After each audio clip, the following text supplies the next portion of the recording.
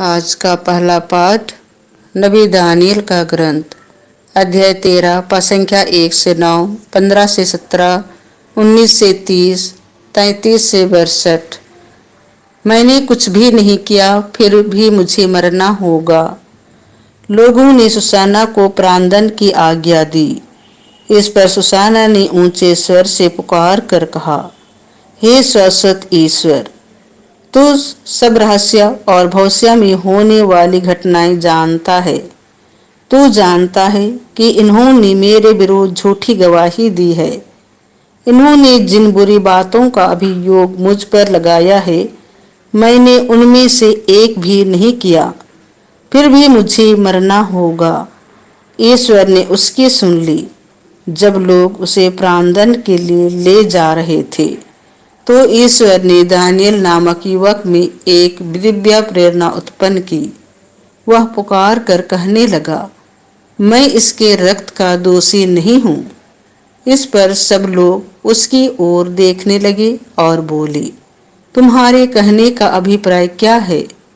उसने उनमें खड़ा होकर कहा, हे इस्राएलियों, आप लोगों की बुद्धि कहाँ है, जो आप जांच और पूरी जानकारी के बिना इस्राएल की पुत्री को प्राणदंड देते हैं।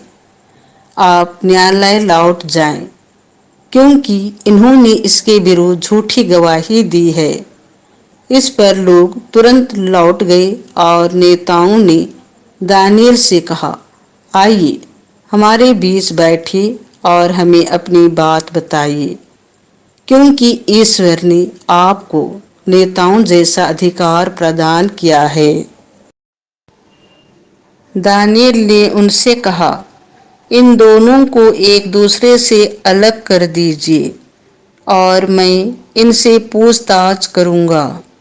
जब दोनों को अलग कर दिया गया, तो दानियल ने एक को बुलाकर उससे कहा, अधर्म करते करते तेरे बाल पक गए हैं।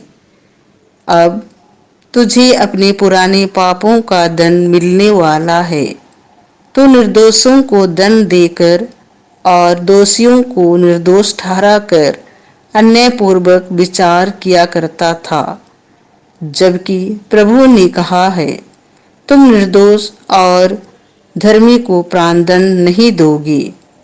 अब यदि तूने इसे देखा, तो हमें बता कि तूने किस वृक्ष के नीचे दोनों को एक साथ देखा। उसने उत्तर दिया, बाबुल के नीचे। दानियल ने कहा, इतना बड़ा झूठ बोलकर तूने अपना सिर गंवा दिया है। ईश्वर के दूत को ईश्वर से यह आदेश मिल चुका है कि वह तुझे दो टुकड़े कर दे। दानियल ने उसे ले जाने की आज्ञा देकर दूसरे को बुला भेजा और उससे कहा, तू यूदा का नहीं, कनान की संतान है। सौंदर्य ने तुझे पथभ्रष्ट किया और वासना ने तेरा हृदय दूषित कर दिया है। तुम लोग इस्राएल की पुत्रियों के साथ इस प्रकार का व्यवहार करते थे और वे डर के मारे तुम्हारा अनुरोध स्वीकार करते थे। किंतु यह यूदा की पुत्री है, जो तुम्हारे अधर्म के सामने नहीं झुकी है। तो मुझे बता, तूने किस वृक्ष के नीचे दोनों को साथ देखा? उसने उत्तर दिया, बतूल के नीचे। इस पर दानियल ने कहा, तूने भी इतना बड़ा झूठ बोलकर अपना जीवन गंवा दिया है। ईश्वर का दूत हाथ में तलवार लिए प्रतीक्षा कर रहा है। वह तुझे दो टुकड़े कर देगा और तुम दोनों का सर्वनाश करेगा। तब समस्त सभा ऊंचे स्वर से जयकार करते हुए ईश्वर की स्तुति करने लगी, जो अपने पर भरोसा रखने वालों की रक्षा करता है।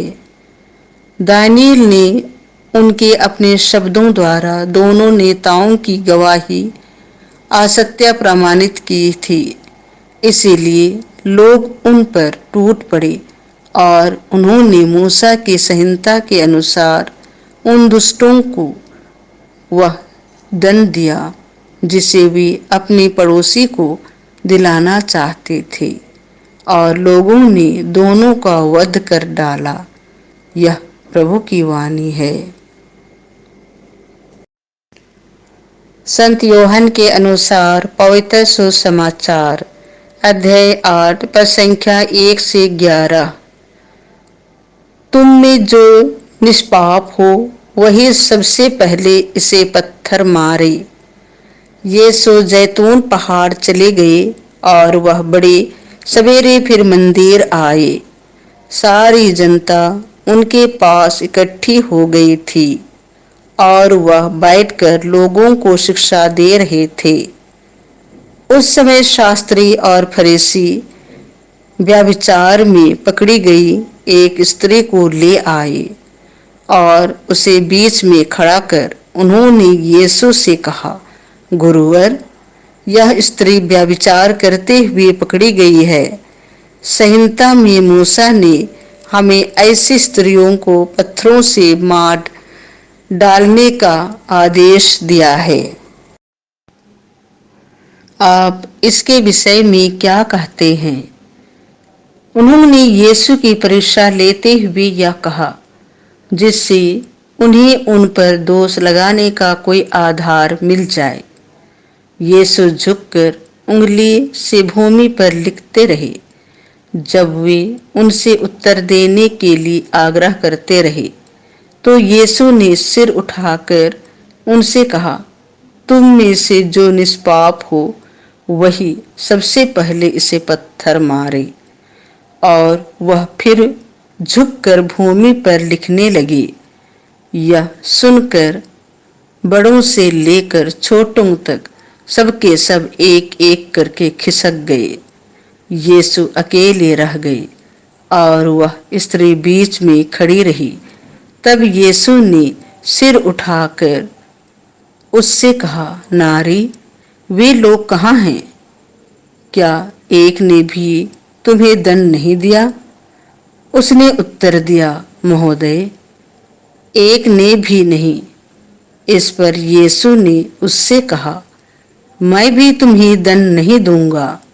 जाओ और अब से फिर पाप नहीं करना।